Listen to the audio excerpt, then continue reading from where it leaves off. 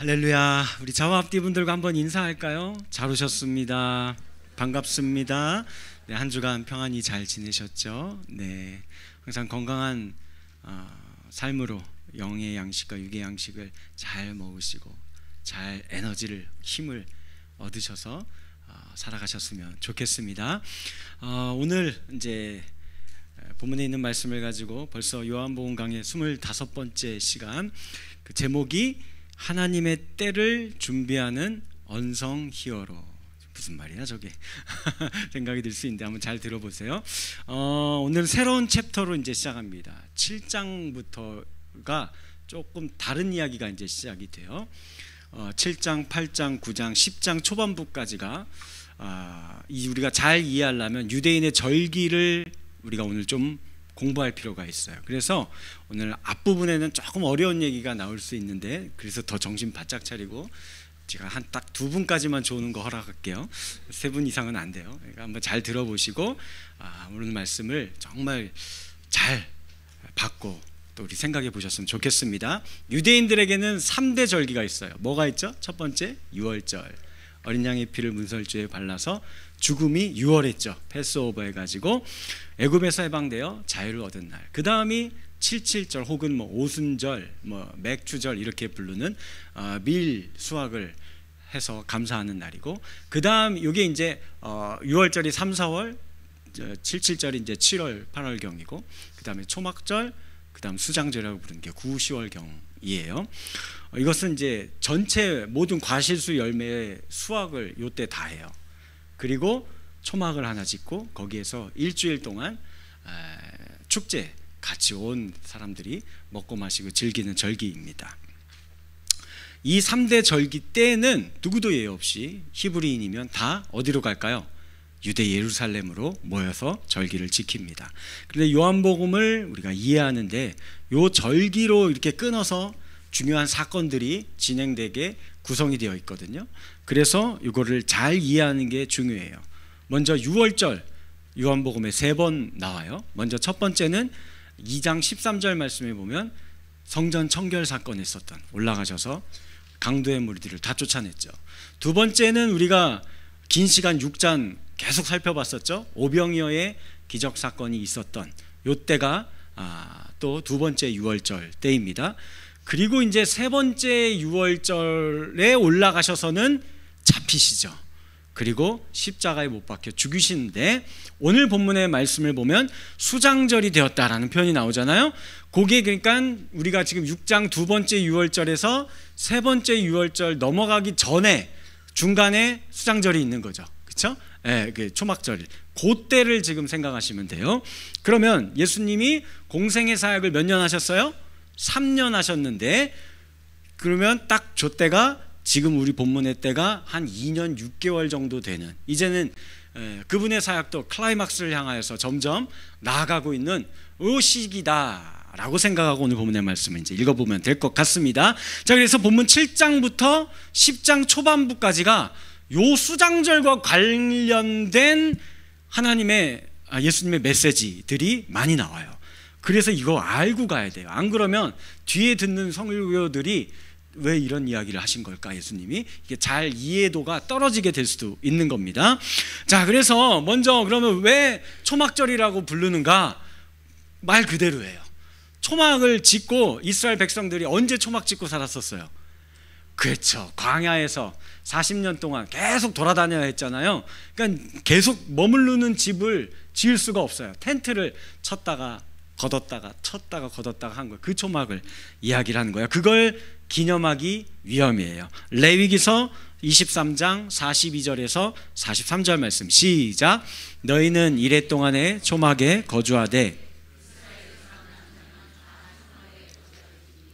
이는 내가 이스라엘 자손을 애굽 땅에서 인도하여 내던 때에 초막에 거주하게 한 줄을 너희 대대로 이거 알게 하기 위해서 가나안 땅에 너희가 들어가면 항상 이 초막절 절기를 이렇게 지켜라 하고 광야 때 이미 저걸 준 거예요. 자, 그래서 가나안에 들어가 봤어요. 들어가 봤더니 요 초막절 딱 절기를 지킬 때가 됐을 때 그 가나안 땅의 농사 달력 절기상 모든 과실들을 추수할 때인 거예요. 그래서 초막절을 또 다른 명칭으로 거둘 수, 감출 장자를 써서 수장절, 추수한 모든 열매를 곡식을 창고에 다 거둬들인다, 그런 날이다. 그리고 초막을 짓고 과부와 고아와 나그네와 레위인들까지 모두 다 일주일 동안 먹고 마시고 하나님께 감사 제사를 드려라. 요게 수장절 혹은 초막절인 거예요. 자, 이걸 지금 유대인들도 지킬까요, 안 지킬까요? 지금도 지켜요. 저렇게 이제 히브리어로 숫꽃이라 부르는 저렇게 짠, 네. 이렇게 돼 있어요. 그래서 옆에 천이나 아니면 종려나무 가지로 이렇게 옆을 가리고 밑에는 판을 깔고 위에도 나뭇가지들을 대충 얼기설기 이렇게 약 그늘 질 정도로만 해놔요. 왜 얼기설기 대충 이렇게 올려놓느냐? 그렇게 해서 그러면은 이제 비가 오면 뭐도 맞아요. 저기 있으면서 비도 맞아요. 밤에도 저기 있거든요. 저기서 그 틈 사이로 보면 뭐가 보여요? 별도 보이고 달도 보이고 하는 거. 이거 마치 뭔 거예요? 광야 때 저랬거든요. 그 뭐 완벽하게 막 짓고 맨날 그렇게 할 수 없잖아요. 하루 만에 철거하고 또 가야 되고 또 가야 되고 하는데, 그죠? 그때랑 거의 흡사하게 저렇게 짓는 겁니다. 자, 그런데 이 초막절 절기 때 하나 행하는 예식이 하나 있습니다. 둘째 날부터 중요한 예식인데 제사장이 예루살렘에 가면은 히스기야 왕 때 만들어 놓은 실로암이라는 연못이 하나 있어요. 그곳에 황금 이제 물병을 들고 저렇게 가서 물을 떠요. 그리고 이렇게 막 하면서 사람들이 뒤에서 종려나무 가지를 비롯한 4가지 종류의 나무들이 있습니다. 저렇게 옆에 보이는 그게 이제 비를 상징하는 그런 나무들이래요. 요 초막절이 지나면 우기가 시작되기 때문에 그래요. 그래서 이제 이거를 가지고 어디로 가냐면 제단으로 갑니다. 그래서 제단의 뿔에 저걸 부어요. 그러면서 히브리인들은 지금도 시편 118편 25절을 히브리어로 막 이렇게 암송을 하고 막 이렇게 외치는 거예요. 제가 히브리어가 능숙하면 히브리어로 해주겠는데 제가 능숙하지 않아요. 그래서 한글로 해드릴게요. 여호와여 구하옵나니 이제 구원하옵소서. 여호와여 구하옵나니 이제 형통하게 하옵소서. 이걸 계속 이제 외우는 거예요. 자, 이것이 상징하는 사건이 있어요. 초막절은 광야에서 벌어진 거 기억하라라는 거잖아요. 광야 때에 한 물과 관계된 사건이 있어요. 그게 뭘까요? 출애굽기 17장에 보면 르비딤 지역에 왔는데 물이 없는 거예요. 그전에는 이미 16장에서는 먹을 게 없어서 막 불평했을 때 하나님이 만나를 주셨어요. 그러다가 한번 여호수아를 통해서 막 모세가 팔 들고 그래서 전쟁 한번 했어요. 그리고 르비딤에 온 거예요. 근데 이제는 마실 물이 없는 거예요. 그래서 또 하나님과 모세에게 원망을 합니다. 무슨 원망일까요? 패턴이 똑같아요. 전에 애굽에서는 이거 마음껏 먹고 마셨었는데 물 걱정 안 하고 살았는데 뭐 한다고 여기 데리고 와서 마실 물도 없어서 우리를 죽게 하느냐. 하나님이 미리 주실 수 있었는데 그렇게 안 한 겁니다. 왜 그런 걸까요? 광야는 학교예요. 애굽에서 살던 삶의 방식을 다 버리게 만들어야 돼요. 다시 학습을 시켜야 되는 겁니다. 애굽에서는 애굽의 바로왕이 아니면 그 천연의 자연이 자기들에게 물을 주고 먹을 것을 주어서 먹고 마시는 거라고 생각하고 살았던 이스라엘 백성들이었어요. 그거 아닙니다. 광야를 통해서 훈련시키시죠. 물은 곧 생명이잖아요. 이거는 하나님이 주시는 거다. 만나는 먹을 것은 이거는 우리 6장에 계속 이어졌던 말씀이죠. 하나님으로부터 주어지는 것이다 라는 것을 교육시키기 위함이에요. 자, 또 하나 이 초막절에 행하는 예식이, 지금도 행하는 예식이 하나 있어요. 성전에 가보면 여인의 뜰이라는 곳이 있습니다. 그곳에 저렇게 4개의 횃불이, 올리브회로 만든 횃불이 있어요. 이걸 불을 밝혀놔요. 8번째 되는 날, 그러니까 초막절이 어떻게 되는 거냐면 첫째 날 안식일을 지키고 7째 날까지 쭉 간 다음에 8일째 되는 다음 안식일까지 이제 안식일에 저 축제를 또 하는 거예요. 저렇게 횃불을 밝혀요. 그리고 지금도 모세오경 신명기 맨 마지막 장을 다 같이 읽어요. 그리고 어디로 넘어갈까요? 여호수아서? 아니에요. 창세기 1장으로 넘어갑니다. 요거 2개를 계속 반복해서 읽고 횃불을 밝혀놓는 거예요. 뭘 의미하는 걸까요? 하나님의 말씀은 처음과 시작과 끝이 되는 영원한 우리 삶의 길이 됩니다. 빛이 되는 겁니다. 라는 의식인 거예요. 저걸 저렇게 이제 행하는 거예요. 요것도 다 광야의 뭔가를 상징하는 거겠죠? 뭘 것 같아요? 광야에서 사방을 둘러봐도 다 바위산 모래밖에 없는, 어디로 길이 없어요. 다 똑같아요. 뒤를 봐도 옆을 봐도 앞을 봐도 다 똑같은 환경이에요. 어디를 가야 할지 몰라요. 그때 이 진이, 이 백성의 무리가 어디로 가야 할지, 뭐가 움직이면 움직이기 시작합니까? 구름기둥과 불기둥이 그 가운데 있는 하나님의 진리의 빛이, 말씀이 인도하며 그 길을 따라가는 거예요. 그걸 상징하는 예식인 것입니다. 복잡하죠? 자, 이거 이제 복습할게요. 복습이 중요하니까 정리한 거 띄워주세요. 이렇게 된 거예요. 이제 앞으로 요한복음 7장 10장에서 이 초막절 때 했던 예수님의 가르침 중에서 이 초막절은 뭘 기억하라라는 거예요? 광야 때 너희가 초막에서 있던 것을 기억하라. 왜냐하면 가나안에 들어가면 광야하고 완전 다르거든요. 막 열매가 맺히거든요. 젖과 꿀이 흐르는 땅이거든요. 물이 있거든요. 이게 그래서 예전 애굽 삶으로 돌아가게 됩니다. 백성들이. 이거 다 하나님이 주신 게 아니고 내가 수고하고 땀 흘려서 농사 지었으니까 이거 내가 먹고 사는 거다. 하나님이 준 거 아니다. 망각하는 겁니다. 그래서 초막절의 의미는 광야 학교에서 훈련한 걸 기억하게 하기 위함인 거예요.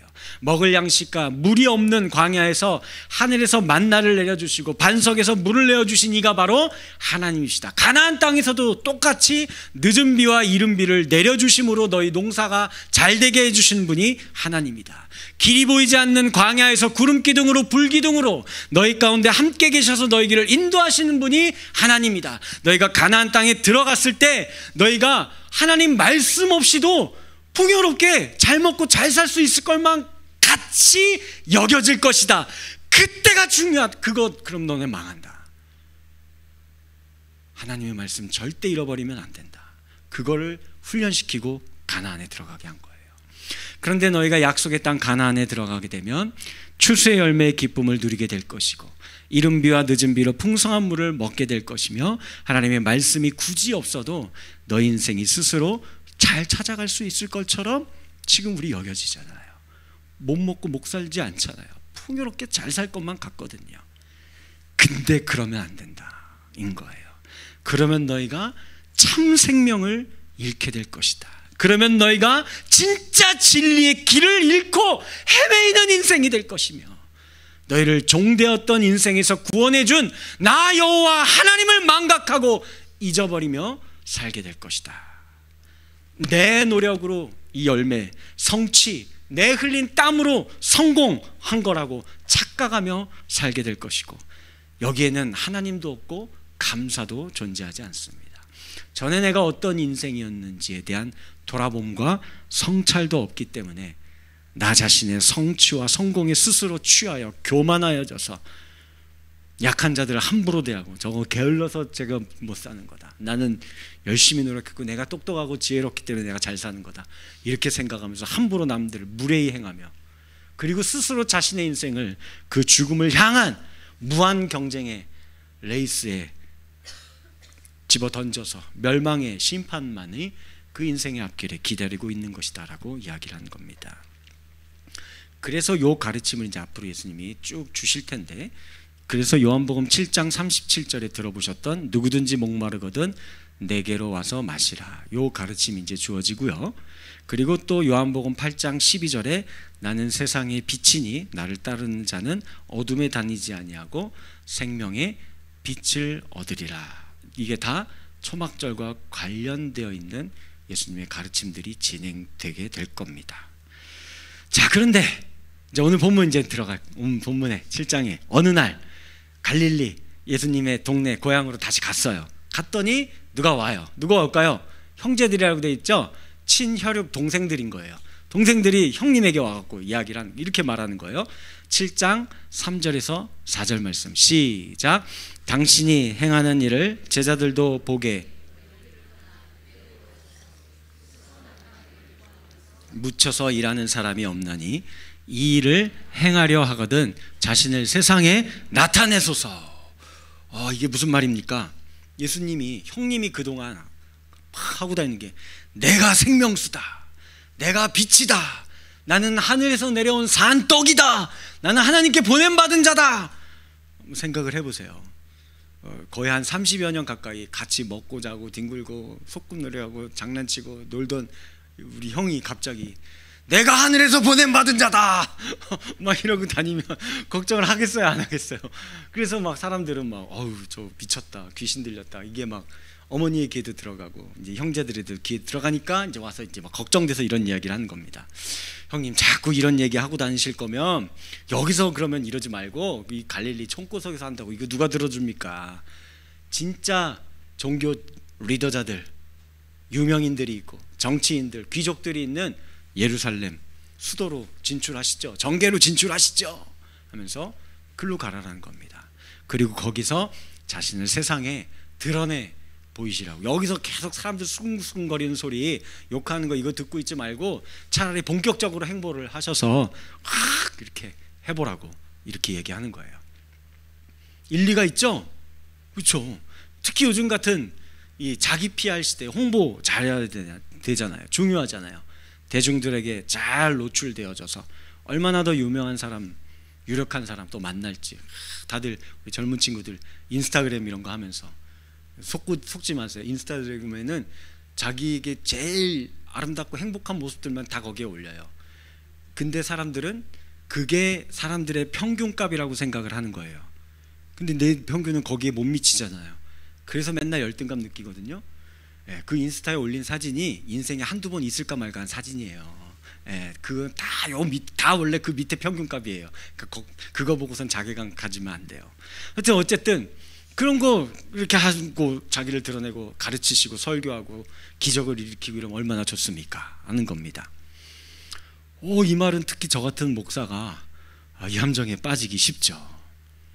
어떻게 하면 더 많은 사람들이 내 설교를 듣고 막 이렇게 막 다 홀려가지고 막 이렇게 주머니를 다 털어가고 막 이렇게 내 설교를 듣고 얼마나 좋아하고 열광하게 만들까. 그래서 더 자극적이고 사람들의 감정선을 자극하는 설교를 자꾸 하려고 합니다. 어떻게 하면은 더 많은 그 요즘 제가 유튜브에 저거 막 이렇게 나와요. 모르셨어요? 유튜브 조회수를 어떻게 하면 더 많이 나오게 만들까? 내용은 없이 그저 화려한 사운드와 영상미만을 추구하는 그런 시대예요. 이에 대해 예수님 뭐라고 말씀하셨을까요? 6절, 내 때는 아직 이르지 아니하였다. 야, 이게 무슨 말일까요? 예수님이 여기서 이야기하는 때가 무슨 의미를 이야기하는 걸까요? 때는 두 가지가 있어요. 먼저 첫 번째는 크로노스라는 시간, 때. 우리가 흔히 이야기하는 똑딱 흘러가고 있는 물리적인 객관적인 시간을 이야기하는 겁니다. 카이로스라는 시간이 또 있어요. 이 때가 있습니다. 이거는 하나님의 시간이에요. 하나님은 시간에 구애받는 분이 아닙니다. 시간을 창조하신 분이기 때문에 창조 때나 말세 때나 하나님에게는 동일선상의 시간이에요. 그러니 하나님의 정해진 뜻과 목적이 이루어지는 하나님의 시간과 하나님의 계획과 하나님의 때가 있는 거예요. 이걸 카이로스라고 합니다.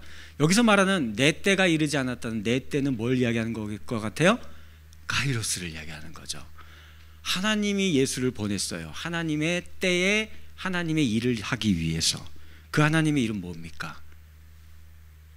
돌아오는 유월절에 잡혀가셔서 십자가에 죽는 거죠.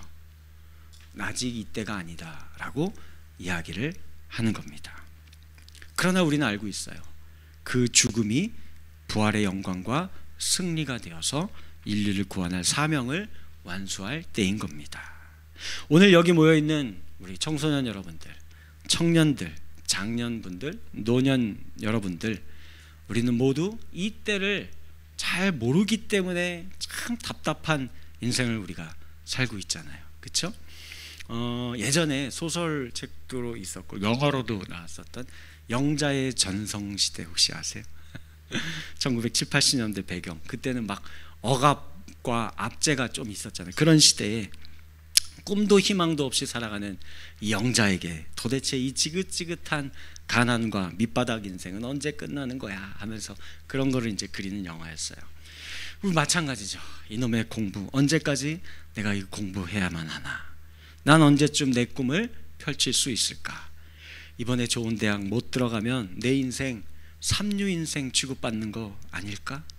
이번에 취직 못하면 나는 밥 벌어먹거나 살 수 있는 건가? 아니, 결혼은 할 수 있을까? 나도 열심히 노력했는데 나는 언제쯤 성공할 수 있을까? 사람들이 나를 언제쯤 알아봐 줄까? 아니, 난 과연 이 세상에 쓸모는 있기나 한 존재인 걸까? 나를 필요로 하는 사람이 있을까? 내가 이 세상에서 존재할 만한 가치가 과연 얼마나 되는 인생일까? 이게 너무 궁금해요. 인생의 시간이 지나갈수록 우리는 점점 늙고 병들어갈수록 불안하고 초조해지게 될 것입니다. 그러나 걱정하지 마시기 바랍니다. 하나님의 시간은 저와 여러분들을 향한 놀라운 계획을 가지고 계십니다.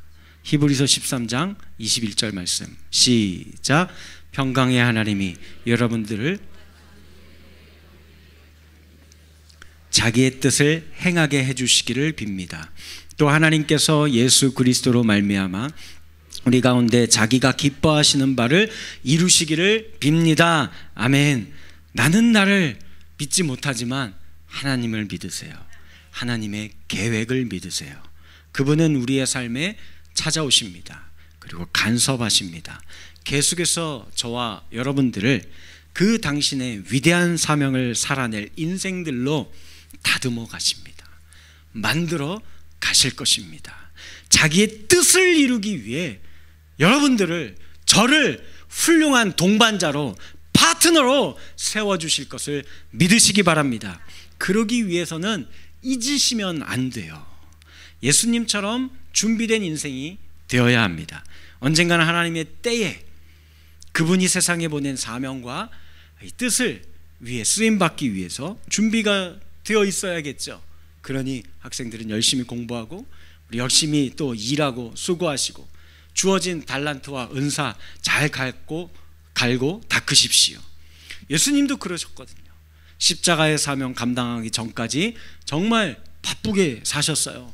매일 설교하고 가르치시고 표적을 행하시고 기적을 행하시고 많은 사람들도 만나러 다니시고, 그죠?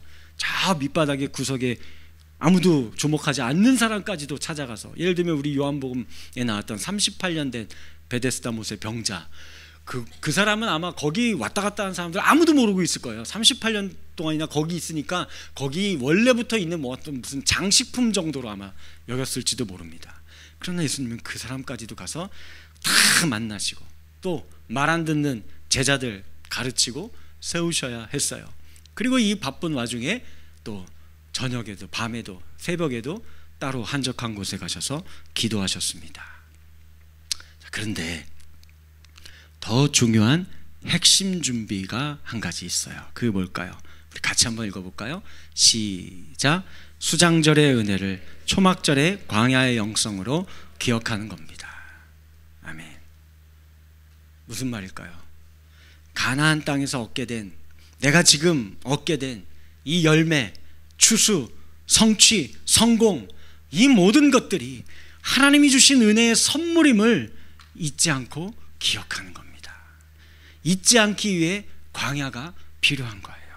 우리 스스로는 영혼의 갈증을 절대로 해결할 수 없고, 우리 스스로는 하늘의 양식을 먹고 진리의 길을 살아낼 힘이, 에너지가 우리에게는 없어요. 원래 우리는 애굽에 종살이 하던 존재, 즉 죄인이었던 인생임을 망각하지 않고 기억하시기 바랍니다. 그렇기에 이걸 아는 분들은요, 이 초막절의 영성을 갖고 계시는 분들은 열심히 같이 노력하고 땀 흘리고 노력하는데 성공하려고 하는, 성취하려고 하는 목적이 다릅니다. 나 개인의 부귀영화를 꿈꾸고 그 수고와 노력을 하는 인생이 아니에요. 그걸 위해서 내 자녀가 이번에 S대에 들어가게 해주세요. 내 자녀가 이번에 S전자에 취직하게 해주세요. 그걸 위해서 하나님을 이용해 먹으면서 막 기도하고, 그리고 내 사업이 번창해서 내가 더 좋은 집에 더 좋은 차를 굴리고 사람들에게 더 내가 이렇게 드러내고 사는 삶을 살기 위해서 교회 나오고 하나님 이용하고 기도하고 기도 제목 내놓고 그것 때문에 헌신하고 봉사하고 그런 거 아니에요. 그런 삶은 오늘 본문에 나오는 이 예수님의 동생들 그 모습하고 똑같아요. 그 전에 오병이어의 기적을 맛보았던, 그래서 그 예수를 왕으로 추대하여서 자기들도 한 자리 해먹으려고 했었던 그 제자들의 모습과 전혀 다를 바가 없습니다. 내가 지금 높은 자리나 낮은 자리에 있나 상관없이 하나님의 때는 분명히 있다. 나를 통하여서 하나님께서 하시고자 하시는 계획이 있다. 이것을 위해 믿고 준비된 인생을 사시기 바랍니다. 에스더라는 한 여인이 있습니다.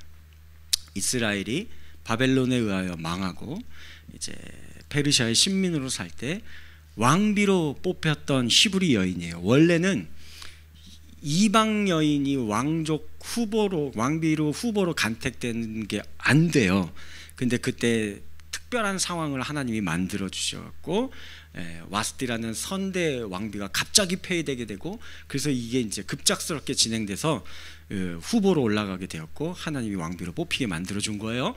가봤더니 하만이라는 이 두 번째 가는 권력 실세자가 있었어요. 이 사람은 유대인들을 너무 싫어해요. 그래서 어떻게 하면 이것들 다 없애버릴까 하다가 간계 계획을 세우고서는 이거를 이제 계획서를 올려요. 그 왕을 속였죠. 교묘한 말로. 그 왕은 아무 생각 없이 거기다가 이제 도장을 꽉 찍습니다. 이 사실을 알게 된 한 사람이 있는데 에스더의 사촌 오빠, 어찌 보면 이제 양부모 역할을 했었던 모르드게가 있습니다. 그래서 에스더에게 찾아가서 이 사실을 다 이야기하면서 너가 왕에게 찾아가서 빨리 이걸 막아야 한다라고 이야기를 했어요. 에스더는 이 말을 듣고 주저합니다. 왜 주저했을까요? 아무리 왕비라 해도 왕이 부르지 않았는데 함부로 먼저 찾아가면은 죽임을 당할 수도 있기 때문입니다. 그런 주저하고 있는 에스더에게 사촌인 모르드게가 이렇게 말합니다. 야, 너만 여기서 왕궁에 있으니까 유대인들이 하만의 손에 의해서 다 죽어도 너만 홀로 목숨을 건질 거라고 혹시 생각하고 있는 거냐? 착각하지 마라. 이때에 내가 만일 잠잠하게 가만히 있으면 하나님께서 이 유다인들을 다른 방법과 다른 사람의 손을 통하여 다 구원하시고 너와 오히려 내 아버지의 집은 멸망을 당하게 될 거다 말하면서 에스더 4장 14절에서 이렇게 얘기합니다. 같이 읽습니다. 시작. 내가 왕후의 자리를 얻은 것이 이때를 위함이 아닌지 누가 알겠느냐. 이 말을 듣고 에스더가 결단합니다. 그리고 모르드게에게 이렇게 얘기합니다. 같이 읽을까요? 시작. 당신은 가서 수산에 있는 유다인들 다 모으고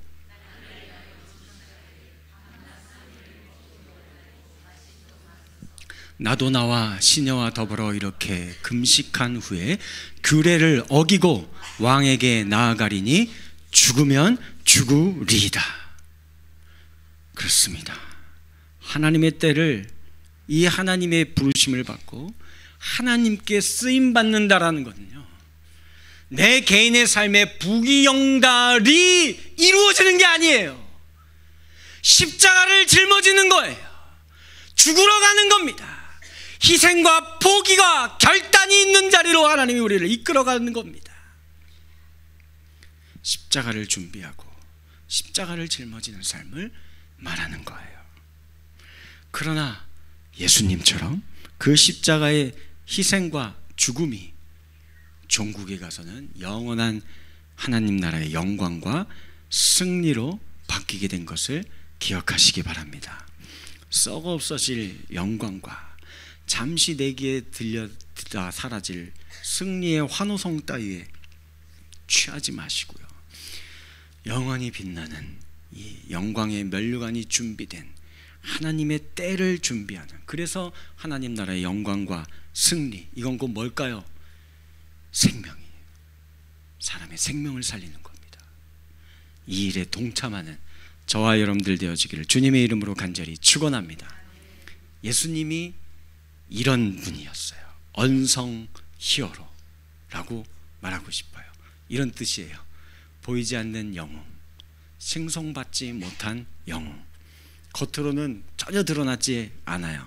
근데 묵묵히 자신의 역할을 다해서 어떤 팀이나 조직에 큰 기여를 하고 살리게 되는 계기를 마련해 줘요. 근데 그때 당시는 아무도 몰라요. 나중에 돌아보니까 야, 이거 저 사람 때문에 이게 우리가 사는 거였구나. 그걸 나중에 알게 됩니다. 예수님 그랬죠. 형제들이, 제자들이 진출합시다. 정계로 갑시다. 사람들 앞에 올라갑시다. 모든 사람들의 주목을 다 이끕시다. 왕이 됩시다. 아니다. 하나님의 일은 그렇게 하는 거 아니다. 하나님의 때를 기다리며 묵묵히 십자가를 준비하셨던 예수님입니다. 그래서 여기 있는 저와 여러분들도 하나님의 때를 기다리며 밤낮으로 가족의 구원을 위해 기도하며 사랑으로 가족들을 섬기는 언성 히어로 어머니들이 되어지시기를 주님의 이름으로 축복합니다.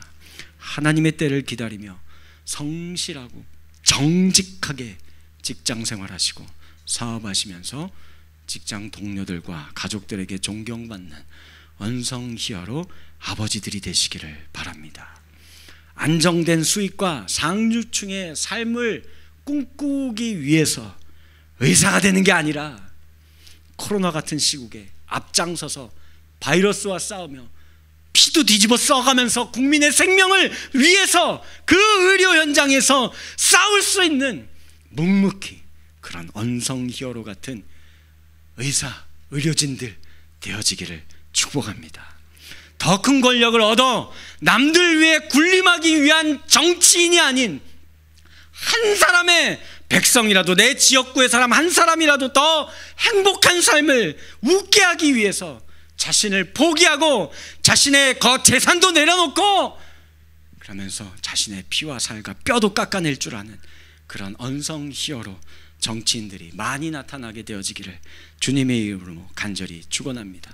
하나님의 이름을 팔아서 사람들의 존경과 인기를 먹고 교회의 부흥을 통해 그 부흥된 교회를 사유화하려고 하는 그런 가짜 목사가 아니라 하나님의 때에 너희 때는 이제는 다 내려놔라 하면은 순교할 줄 알며 교회와 성도를 위해 십자가를 짊어지고 포기하고 날아갈 수 있는 그런 언성 히어로 목사가 되었으면 좋겠습니다. 제가 요즘에 많이 기도하고 있는 한 대상군들이 있어요. 우리 교회 청년들 제가 너무 사랑하고 기도하기도 하지만 또 다른 청년들이 있어요. 자립준비 청년이라는 사람들이 있습니다. 처음 들어본 단어일 수도 있어요. 이 친구들은 부모에게 버림받은 친구들이에요. 그래서 어릴 때부터 시설에, 고아원에 아니면 보호시설에 이런 데에 있었던 친구들인데 만 18세가 되면 성인이 되잖아요. 그러면 이제는 더 이상 국가에서 제공해주는 시설에 있을 수가 없게 됩니다. 나가야 돼요. 그리고 국가는 그들에게 단돈 500만 원만 쥐어주고 나갑니다. 얘들이 가서 뭘 할 수 있을까요? 우리 그렇게 돈 들여서 준비시켜놓은 우리 자녀들도 스스로의 힘으로 대학 등록금 낸 자녀들이 있어요? 스스로의 힘으로 결혼 준비 자금 다 준비한 자녀들이 있어요? 없잖아요. 얘들은 그럼 어떻게 해야 될까요? 여자 청년들은 대부분 다 윤락가로 갑니다. 먹고 살아야 되기 때문에. 남자애들은 술과 마약 이런 거에 빠지고 거기서 허드렛 일을 하면서 하루하루 근근히 살아가고 이러고 있어요. 우리 교회가 저는 언젠가는 거기에 마음을 품은 분들이 좀 나오시면 같이 준비해서, 우리 이 수원에도 있거든요. 그런 청년들 매해 우리나라에 2,000명이 나와요. 그런 청년들이, 길거리로 내몰린 청년들이 품을 수 있었으면 좋겠습니다. 쉬울까요? 어렵습니다. 내 살을 깎아내야 돼요. 내 피를 흘려야 됩니다. 예수님도 그래서 이 하나님의 때에 하나님이 십자가를 짊어지는 사명을 감당하는 게 너무 힘드셨나 봐요. 우리가 잘 알고 있다시피 겟세마네 동산에서 아버지의 때가 이른 줄 알았나이다. 그러나 할 수만 있으면 이 잔을 내게서 옮겨주옵소서. 그분도 그렇게 기도할 수밖에 없었어요. 그래서 요한복음 16장 21절 말씀 보면 이렇게 되어 있어요. 말씀 읽고 마치겠습니다. 시작. 여사나 해산하게 되면 그때가 이르렀으므로 근심하나 아기를 낳으면 세상에 사람 난 기쁨으로 말미암아 그 고통을 다시 기억하지 아니하니라. 이 생명을 얻는 기쁨에 우리 이 시대에 예수님 닮은 언성 히어로들이 되어져서 묵묵히, 아무도 몰라줘도 상관없어요, 그저 묵묵히 십자가를 짊어지고 이웃을 섬기고 가족을 섬기고 어려운 사마리아인들 섬기는 우리 수원구색 평강교회 모든 성도님들이 되어지기를 주님의 이름으로 간절히 축원합니다.